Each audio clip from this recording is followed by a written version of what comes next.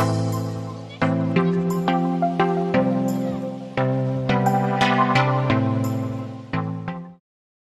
siang pemirsa, saya Yosefina Sefira Intan akan menemani Anda tentunya dalam program Ruang Informasi yang akan memberikan informasi terupdate dan teraktual. Hari ini kita akan membahas tentang langkah-langkah pemimpin negeri dalam mengatasi COVID-19. Seperti yang kita ketahui, COVID-19 datang pertama kali dari Wuhan. Nah, COVID-19 memberikan dampak yang sangat negatif baik di bidang perekonomian khususnya di negara-negara di dunia. Nah, Indonesia sendiri mengalami dampak negatifnya. Lalu seperti apa sih langkah-langkah pemimpin kita dalam mengatasi COVID-19?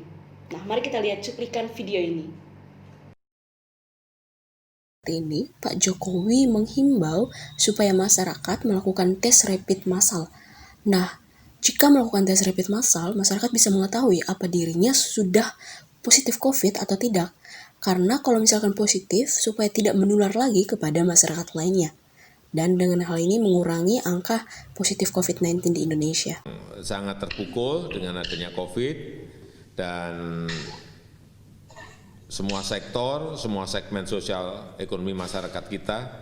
Oleh sebab itu, diperlukan penyelamatan, diperlukan stimulus ekonomi yang menyentuh sektor-sektor yang paling terdampak. Karena sektor real ini menyerap banyak tenaga kerja dan kita harapkan mereka mampu bertahan dan tidak melakukan PHK. Menerima banyak masukan dari masyarakat dan setelah melakukan kalkulasi ulang, melakukan perhitungan ulang mengenai keuangan negara, dapat saya sampaikan bahwa vaksin COVID-19 untuk masyarakat adalah gratis. Dalam masa pandemi, Pak Ganjar terus mengedukasi masyarakat serta tujuan langsung supaya mensosialisasi protokol kesehatan dengan mencuci tangan ataupun menggunakan masker. Dan Pak Ganjar juga melakukan program 10.000 masker untuk Jawa Tengah. Dan hal ini sangat menarik menurut kita pemirsa karena dalam hal genting beliau masih memikirkan masyarakat. Masyarakat langsung mengedukasi. Jadi tidak hanya bagi masker tapi mengedukasi. Cuci terus, ganti ya setiap 4 jam. Yang memang washable dicuci-cuci.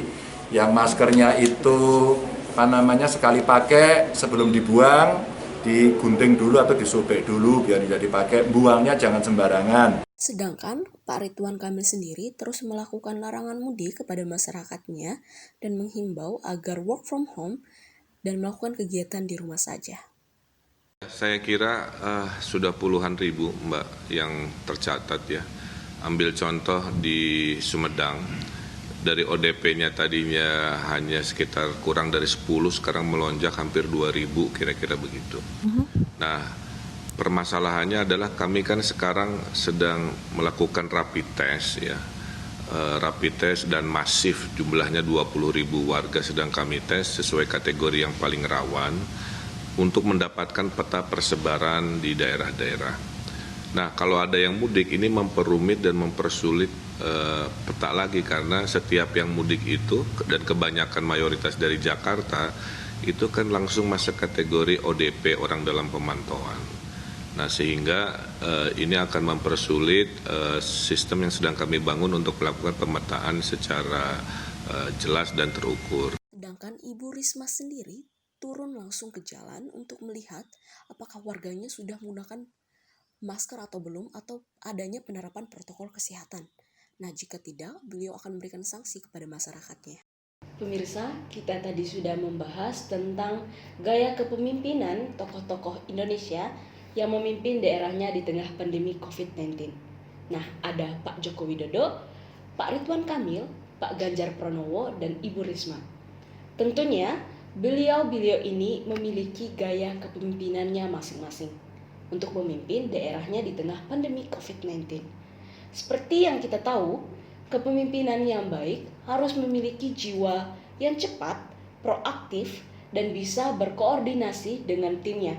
Karena kita tahu, sekuat apapun pemimpin itu, jika beliau tidak bisa bekerja sama dengan anggotanya, itu tidak akan berhasil. Nah, tentunya pemimpin yang baik harus bisa berkoordinasi dengan semua anggotanya. Pemirsa, ruang informasi bukan hanya memberikan informasi, tetapi di sini juga bisa memberikan saran atau kritik. Nah, kita tadi sudah membahas gaya-gaya kepemimpinan para pemimpin di tengah COVID-19. Nah, adapun saran yang kita berikan yaitu pemimpin harus bisa bertanggung jawab, proaktif, cepat, rela berkorban, dan harus memiliki komunikasi yang baik dengan anggotanya.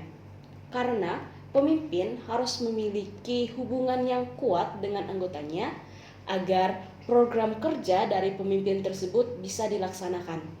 Nah, seperti yang kita ketahui, jika pemimpin itu tidak proaktif dalam menanggapi suatu masalah, tidak bisa dilakukan atau masalah tersebut tidak bisa diselesaikan. Jadinya merambat ke segala hal dan berdampak juga untuk rakyatnya. Nah, oleh sebab itu pemimpin tersebut harus bisa bertanggung jawab dalam menyelesaikan suatu masalah di daerahnya masing-masing. Pemirsa, tidak terasa kita berada di penghujung acara. Itu saja yang bisa kami sampaikan dan kami bahas pada hari ini. Tentunya kami berharap pemirsa di rumah tetap menjaga kesehatan dan mengikuti protokol kesehatan. Karena seperti kita ketahui, PSBB diperpanjang lagi. Saya Yosefina Sferintan, pamit undur diri.